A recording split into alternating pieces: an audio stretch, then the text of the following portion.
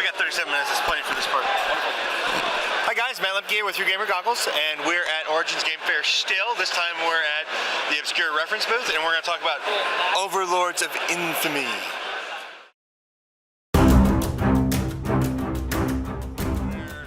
Well, not somebody. AI's Overlord, right?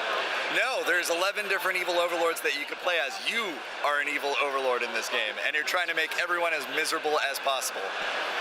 I'm looking at them right now. I'm trying to figure out which one's my favorite. Miserable as possible. Interesting. The box weighs roughly 6 pounds. And here, I'll show you the front. I don't come with the box, ladies. That's unfortunate. I got you. Oh, I knocked down the pins. I'm sorry. It's okay. I almost caused an avalanche. You said there's 11. There's 11 different evil overlords. They all play slightly differently. They all have their own special abilities. They've got all kinds of wacky names like Waffles the Corgi, or Tyranno de Bergerac, or the Dead Pirate Roberts, things like that. Corky's probably the best. Well, a lot of people like Waffles a lot. Yeah. And how many players? 1 to 5, so you can play solo if your friends aren't available. If you want to play with 5 players, then you have 4 people playing as the evil overlords. 1 person gets to play as the adventuring hero, who's going to mess with everybody else. I like that idea. Yeah. I like that idea It's a lot of fun being the hero, but it's more fun being evil. And how long does the game roughly take to play? 60 to 90 minutes, but it's variable length. So if you play with our recommended number of world events, then it'll be 60 to 90 minutes. But if you want a shorter game, you play with fewer world events. If you want a longer game, you play with more. All right, let's do a demo. Sure. Okay, so in Overlords of Infamy, your goal is to complete nefarious plots. And they're going to range from things like the knavery plots, which are the very basic level, the villainy plots, which are intermediate, and the domination plots, which are advanced. But we'll start with the knavery plots. So immediately at the beginning, when you choose your first plot, you take 2 of them, and you're going to pick between them. So I can either steal candy from babies, or I can blanket the region with glitter. Both of those seem pretty evil, but I'm going to go with blanketing the region with glitter. So, the one I don't choose would go at the bottom of the stack. This one would go on my playing card here.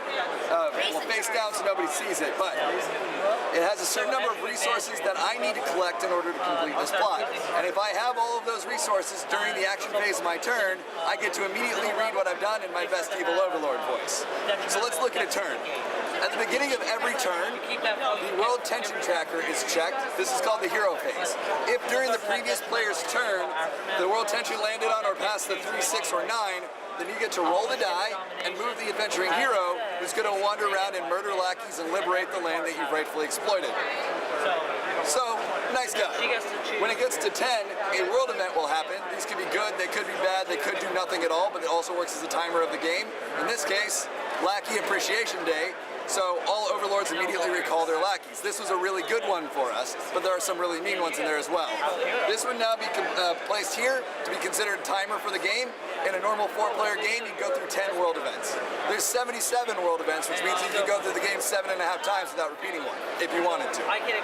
But I start with my lackeys in my barracks, and you're going to send these lackeys to various spaces to collect additional lackeys or to collect resources. So if I send a lackey here to this village, I'll immediately get a new lackey. If I send it here to this food resource, I would then collect one of these little food resource tokens. Those are used for my plots. Now, assuming I did complete my plot, I would say, I have blanketed the region with glitter. And then I can read the flavor text, which says, millennia from now, archaeologists will still be picking glitter out of your carpet. So things like that. And anytime that you complete a plot, you move your infamy level forward. In this case, I go to level 2. This is color-coded. At levels 1 and 2, I can only choose from the knavery plots. At 3 and 4, I can choose villainy or knavery. And at 5, I can choose domination, villainy, or knavery. They get progressively harder and meaner, but they're also worth more misery points, which are needed to win the game. At the end of the game, after you've gone through a certain number of world events, you add up your misery points, and whoever has the most is denounced the winner.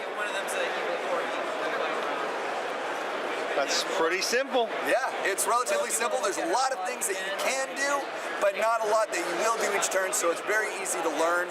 You'll get going very quickly. After about 1 or 2 turns, everybody knows what they're doing. Sweet, thanks. You're welcome.